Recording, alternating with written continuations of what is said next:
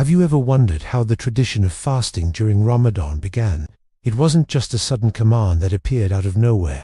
The story of how fasting became a pillar of Islam is a fascinating journey of gradual introduction, spiritual growth, and deep connection to a practice shared across many faiths. It says a story about meeting people where they are and gently guiding them toward a profound spiritual discipline. Let's travel back in time to the early days of Islam in Medina. The Prophet Muhammad and his companions had just migrated from Mecca. This was a pivotal moment, a time of building a new community from the ground up. In this fresh environment, the first seeds of obligatory fasting were sown. But it didn't start with the Ramadan we know today. Initially, the fasting practice for Muslims was linked to the Jewish tradition of Yom Kippur, known in Arabic as Ashura. The Prophet Muhammad observed that the Jewish community in Medina fasted on the 10th day of the month of Muharram to commemorate the day God saved Moses and the children of Israel from Pharaoh. Seeing this powerful act of gratitude, he encouraged his followers to fast on this day as well, saying that Muslims had an even greater claim to Moses. So, for a time, the primary obligatory fast was the day of Ashura. This was the first step, a bridge connecting the new Muslim community with an ancient, shared prophetic heritage. It was familiar, it was meaningful, and it was a starting point. But the divine plan was for a unique spiritual signature for the Muslim community. About a year and a half after the migration to Medina, in the second year of the Hijri calendar, a new revelation came down. This was the turning point. The verses in Surah Al-Baqarah were revealed, establishing the month of Ramadan as the designated time for fasting. The Quran says, "O you who have believed, decreed upon you is fasting as it was decreed upon those before you, that you may become righteous." This verse is so powerful.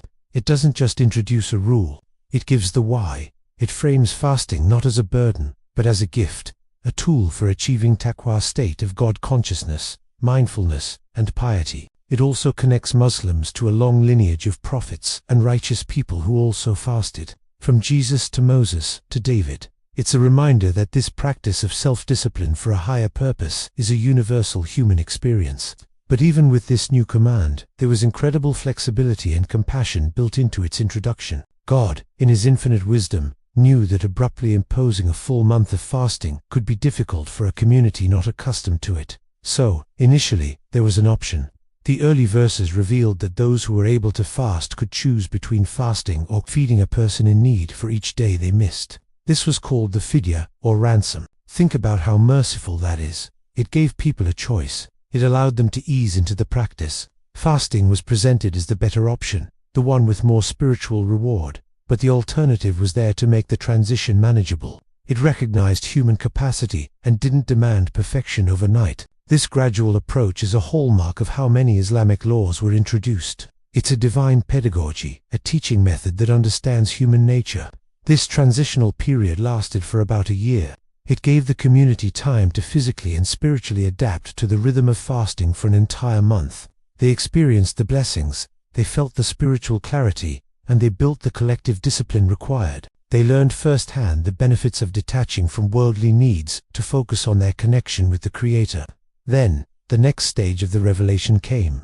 A subsequent verse in Surah Al-Baqarah clarified the ruling, making the fast of Ramadan definitive for all able-bodied, resident adults. The verse says, "So whoever of you cites the month, let him fast it." The option to feed a person instead was now limited only to those who had a valid excuse, like chronic illness or old age, where fasting would cause undue hardship. The training wheels were off, but only after the community had learned to ride the bike.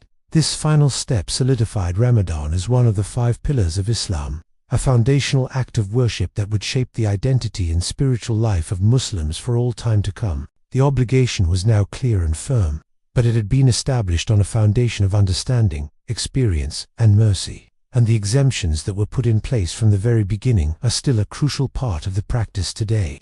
Travelers, the sick, pregnant, or nursing women all are given permission to postpone their fast. This isn't a loophole. It is a reflection of the religion's core principle of not burdening a soul beyond what it can bear.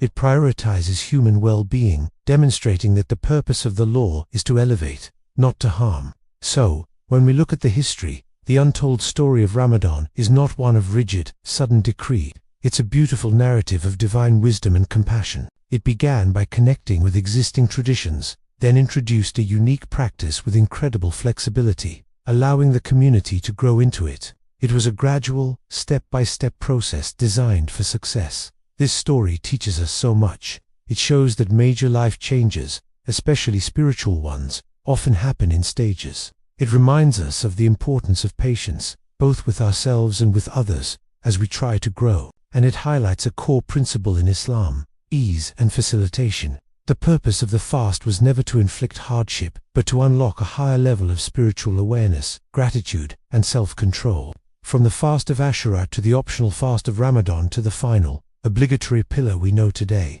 the journey was a masterclass in spiritual development. It's a history that makes the practice of fasting even more meaningful. It's not just a ritual we follow blindly. It's a legacy of mercy, a process of elevation, and a gift that was delivered with the utmost care and wisdom.